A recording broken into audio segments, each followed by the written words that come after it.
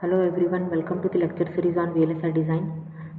Myself Professor Meenakshi Torse, Department of ECE, KLS VTIT Hadia.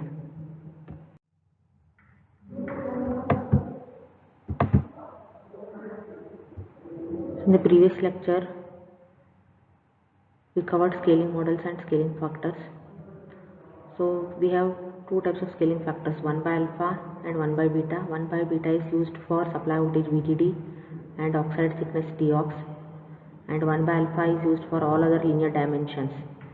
And we have three types of scaling models: combined voltage and dimension scaling model, constant electric field scaling model, constant voltage scaling model.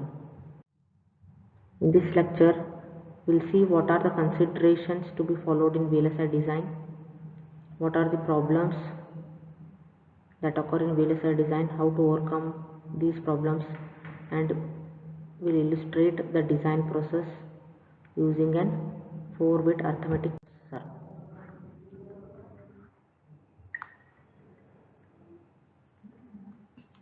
The considerations in VLSI design are: we need a lower unit cost, higher reliability, lower power dissipation, lower weight and lower volume, better performance, enhanced repeatability, and possibility of reduced design or development periods. The problems that occur in VLSI design are: how to design a complex system in reasonable time and with reasonable effort, and which is the architecture best suited for the VLSI design, and how to test these complex systems once implemented on silicon.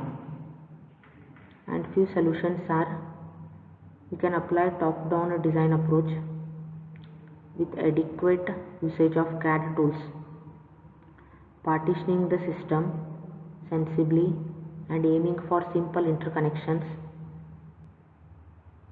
designing higher regular structures, generate and then verify each section of the design,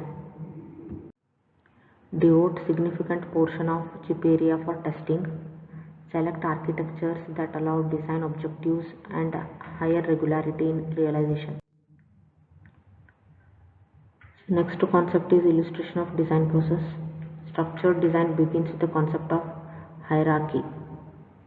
So that is, we can use top-down design approach where a complex system is divided into sub-blocks, and sub-blocks are further divided into leaf cells.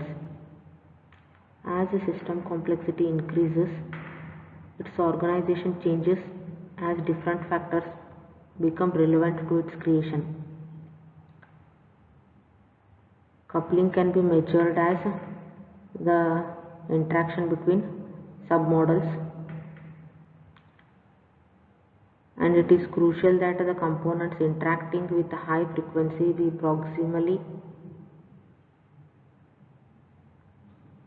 apart. Concurrency should be exploited. It is desirable that all gates on the chips do useful work most of the time. Because technology changes so fast, we need to adapt to new process in a short time.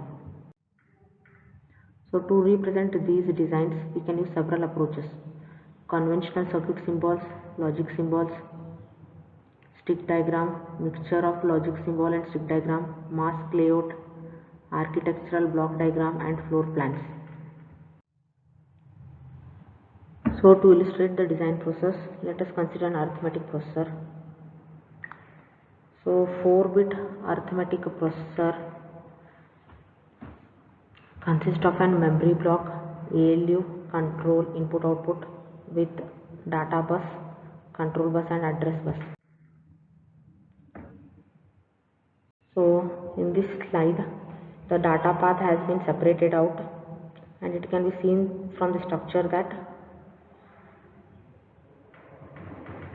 the structure processes the data applied at one port and presents it output at a second port. In this figure, the two data ports may be combined as a single bidirectional port if the storage facilities exist in data path. So these are the subunits and basic interconnection for the data path.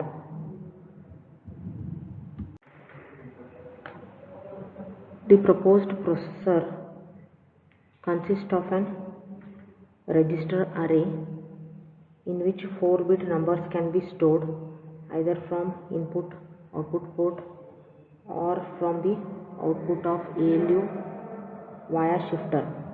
Numbers from the register can be fed in pairs to ALU where arithmetic and logical operations can be performed, and the result can be shifted or not before being returned to the register array or possibly out through input output port.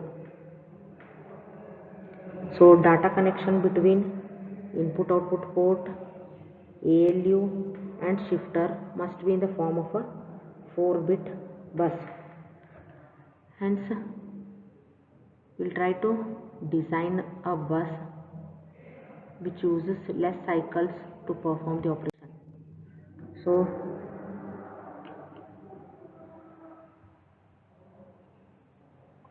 the first architecture uses a single bus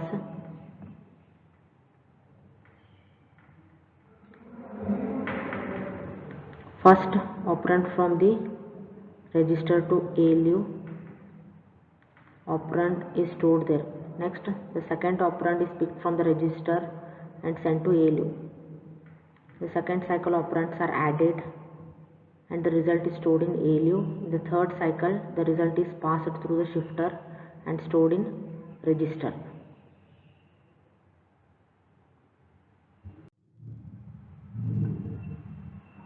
Two-bus architecture uses only 2 cycles. In the first cycle, since it uses 2 buses, via bus A, operand A is sent to ALU, via bus B, operand B is sent to ALU. Operations are performed on the operands and the result is stored in ALU. In the second sequence, the result is passed through the shifter and stored in register.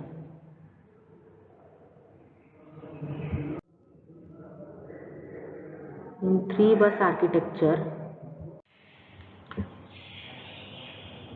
so 3-bus architecture consists of 3 buses. So the entire operation is performed in a single clock cycle. Both the operands are sent from the registers to the ALU. ALU performs operations on the operands A and B and the result is shifted and returned to another register in the same clock period.